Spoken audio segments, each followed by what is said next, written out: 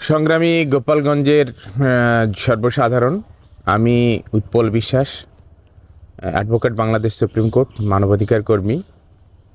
গোপালগঞ্জ ২ আসন, যেটি গোপালগঞ্জ সদর উপজেলার ২১টি ইউনিয়ন এবং গোপালগঞ্জ পৌরসভা, সাথে কাশিয়ানী উপজেলার সিংয়া, হাতিয়াড়া, পুইশুর, পুড়াকান্দি, বেথুরিয়া, ফুকরা, নিজামকান্দি, এই 7টি ইউনিয়ন নিয়ে এই গোপালগঞ্জ ২ আসন।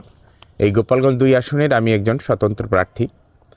আপনাদের মনে অবশ্যই প্রশ্ন জেগেছে যে এর আগে আমি কোনো রাজনৈতিক দলের সদস্য হই নাই, অথচ এবারের এই রাজনৈতিক যে কর্মকাণ্ড, যে নির্বাচন, সেই নির্বাচনে আমি কেন অংশগ্রহণ করেছি।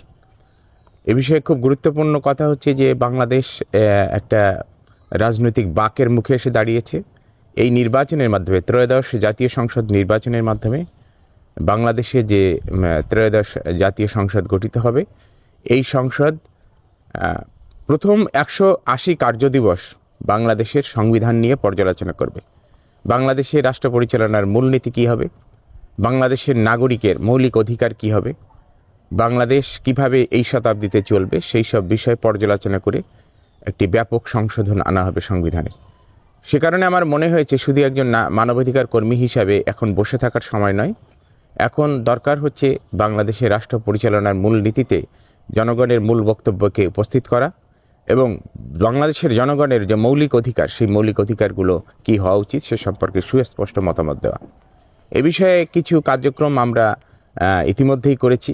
আমরা বলেছি বাংলাদেশে সবচাইতে প্রান্তিক জনগোষ্ঠী, প্রায় 1.5 কোটি জনসংখ্যা, তারা এই মানব সম্পদটি বাংলাদেশে একেবারে অকেজো অবস্থায় আছে এবং জাতিসংঘ 2015 সালের যে সাস্টেনেবল ডেভেলপমেন্ট গোল ঘোষণা করেছে, সেখানে বলেছে নো ওয়ান লেফট বিহাইন্ড, অর্থাৎ কাউকে পিছনে ফেলে উন্নয়ন করা ঠিক হবে না। এই যে স্লোগান, সেটি 2030 সালের মধ্যে কার্যকর হতে হবে। বাংলাদেশ এটার একটা সিগনেটারি, ফলে বাংলাদেশকেও এই কাজে পারঙ্গমতা দেখাতে হবে। সেটা যদি দেখাতে হয় তাহলে প্রান্তিক জনগোষ্ঠীকে বাংলাদেশের রাজনীতির মূল স্রোতধারায় ফিরিয়ে আনতে হবে। সেজন্যে আমি বাদী হয়ে, আমার সঙ্গে আরও মানবাধিকার কর্মীরা আছে, তারা বাংলাদেশ সুপ্রিম কোর্টের হাইকোর্ট ডিভিশনে একটি রিট পিটিশন দায়ের করেছি। 9210, সাল হচ্ছে 2025। এটি যেমন ঠিক তেমনি আমরা দাবি করেছি যে বাংলাদেশে 12টি কমিশন গঠিত হয়েছে। এই 12টি কমিশনের মধ্যে কৃষকদের জন্য কোনো কমিশন হয়নি এবং শিক্ষার জন্য কমিশন হয়নি। এটি খুবই দরকার বাংলাদেশের আগামী দিনের জাতি গঠনের জন্য, বাংলাদেশকে একটি উন্নত রাষ্ট্র করার ক্ষেত্রে। এই দাবিটি আমরা যথার্থভাবে করেছি। আমরা বলেছি যে নারী কমিশন গঠিত হয়েছে, কিন্তু নারী কমিশনের সুপারিশগুলো বাস্তবায়িত হয়নি, সেই সুপারিশগুলো বাস্তবায়ন করতে হবে। আমরা বলেছি এখানে শিশুদের নিয়ে আমরা অনেক কাজ করেছি, কিন্তু শিশুদের জন্য যে ন্যাশনাল চাইল্ড ওয়েলফেয়ার বোর্ড আছে সেটা ঠিক মতন কাজ করছে না। আমরা বলেছি একটা স্থায়ী শিশু কমিশন গঠনের কথা। বাংলাদেশের স্বাধীনতা যুদ্ধ থেকে শুরু করে বাংলাদেশের সকল গণতান্ত্রিক সংগ্রামে গোপালগঞ্জের একটি বিশেষ ভূমিকা আছে। আগামী দিনে বাংলাদেশ গঠনের ক্ষেত্রে গোপালগঞ্জের সেই বিশেষ ভূমিকাটি সঠিকভাবে পালন করার জন্যে গোপালগঞ্জের 2 আসনের যারা নির্বাচক মণ্ডলী, যারা ভোটার, তাদের কাছে আমার বিনীত অনুরোধ, আমি আপনাদের সন্তান, আমি দেশের মানুষের জন্য কাজ করার জন্য নিজের জীবনকে সম্পূর্ণরূপে উৎসর্গ করেছি।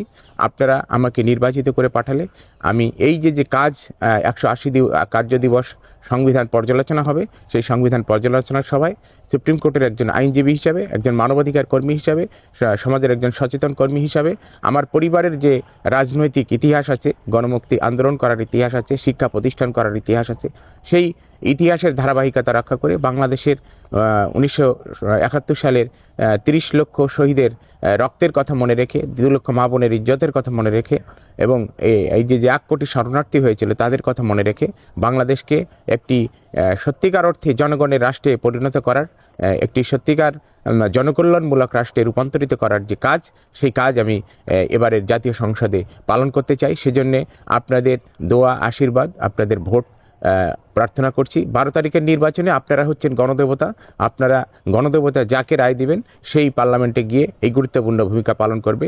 আপনারা যদি আমাকে রায় দেন আপনাদের সন্তান হিসাবে, আমি আমার সর্বোচ্চ চেষ্টা দিয়ে, মেধা দিয়ে, বুদ্ধি দিয়ে, বিবেক দিয়ে আমি এই দায়িত্ব পালন করব এবং আপনারা যারা যেখানে আছেন, আমি আপনাদের সকলের কাছে পৌঁছাতে পারিনি। দেখেন, আমি প্রান্তিক জনগোষ্ঠীর একজন মানুষ, আমার পক্ষে বড় বড় মিটিং করা সম্ভব হয়নি, বড় মিছিল করা সম্ভব হয়নি। আমি পায়ে হেঁটে যতদূর পারছি যাওয়ার চেষ্টা করছি এবং প্রায় 12টা দিন আমার নষ্ট হয়ে গেছে আপিল মঞ্জুর করাতে, সেটিও একটি বিষয়। সেই 12 দিন আমি যদি আপনাদের কাছে যেতে পারতাম তাহলে আমি প্রতিটি গৃহে আমি পৌঁছাতে পারতাম। আমি সকলের কাছে পৌঁছাতে পারিনি বলে আপনাদের কাছে জোর হাতে ক্ষমা চাচ্ছি। আমি আপনাদের কাছে আবেদন করছি যে আপনারা আপনাদের সন্তানকে নির্বাচিত করে পাঠান, তাহলে আপনাদের মাথাটা উঁচু করে দেওয়ার দায়িত্ব আমি নিলাম। এই বলে আমি আপনাদের সকলের মঙ্গল কামনা করি, সকলের জন্যে সুখ এবং সমৃদ্ধি কামনা করি, এবং আগামী 12ই ফেব্রুয়ারির যে নির্বাচন, সেই নির্বাচনে আমি উৎপল বিশ্বাস, আমার মার্কা ফুটবলে ভোট দিয়ে আমাকে জয়যুক্ত করলে আমি আপনাদের সেবা করার সুযোগ পাবো। এই বলে আমি আমার কথা শেষ করছি। সবাইকে আদাব এবং